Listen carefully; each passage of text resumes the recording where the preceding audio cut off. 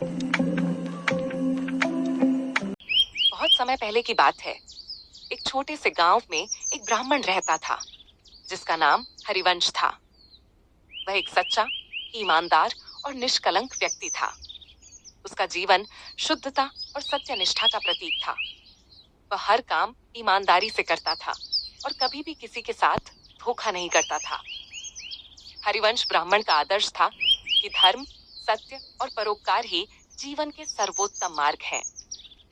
हरिवंश का एक छोटा सा आश्रम था जहां वह वेदों, उपनिषदों और शास्त्रों का अध्ययन करता था। उसका जीवन साधारण था, लेकिन उसकी विशेषता यह थी कि वह कभी किसी से कुछ भी नहीं मांगता था। वह जो कुछ भी कमाता था उससे संतुष्ट रहता था और दूसरों की मदद करने में विश्वास रखता था। उसका जीवन सरल था, लेकिन उसकी प्रतिष्ठा पूरे गांव में थी। एक दिन गांव में एक व्यापारी आया जिसका नाम बंशीलाल था। बंशीलाल बहुत चालाक और मक्कार व्यक्ति था। उसने गांव में व्यापार शुरू किया, लेकिन उसका एक ही उद्देश्य था, किसी भी तरह से अधिक धन कमाना, भले ही इसके लिए उसे किसी का शोषण करना पड़े।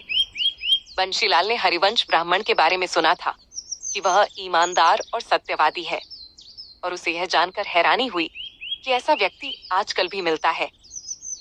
बंशीलाल ने हरिवंश से मिलने का निश्चय किया और एक दिन उनके पास गया।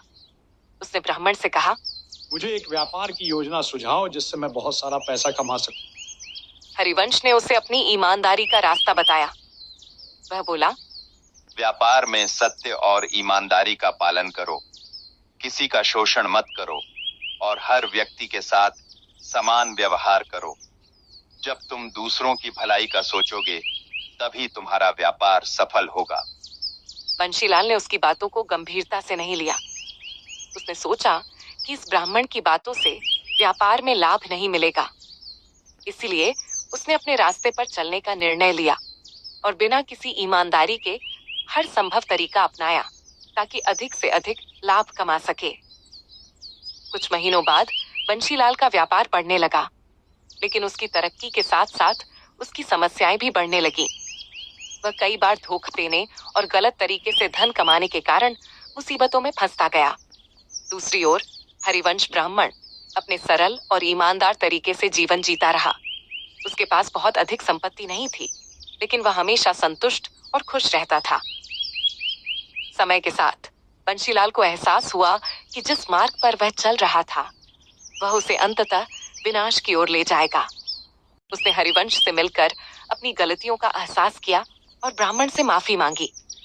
हरिवंश ने उसे समझाया, व्यापार में सत्य और ईमानदारी का पालन करो, किसी का शोषण मत करो और हर व्यक्ति के साथ समान व्यवहार करो।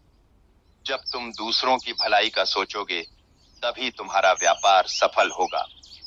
बंशीलाल ने ब्राह्मण के उपदेशों को अपनाया और अपने व्यापार को ईमानदारी से चलाना शुरू किया। कुछ ही समय में उसकी स्थिति बेहतर हो गई और वह एक समृद्ध व्यापारी बन गया। यह कहानी हमें यह सिखाती है कि जीवन में सफलता सिर्फ धन कमाने में नहीं, बल्कि ईमानदारी, सत्य और परोपकार से मिलती है। हरिवंश ब्राह्मण ने यह साबित कर दिया कि एक ईमानदार व्यक्ति का जीवन न केवल संतुष्ट होता है, बल्कि समाज में भी उसकी प्रतिष्ठा और सम्मान बढ़ता है।